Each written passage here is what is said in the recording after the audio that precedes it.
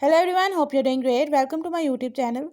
In my today's video, I'll be telling you how to fix black screen issue in your device Samsung J7 and J7 Next.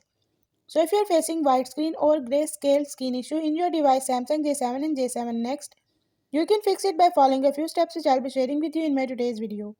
But before that, hit the red subscribe button and the bell icon so you are the first one to know when I upload anything new. Now watch this complete video and you will learn how you can fix white screen or grayscale screen issue in your device.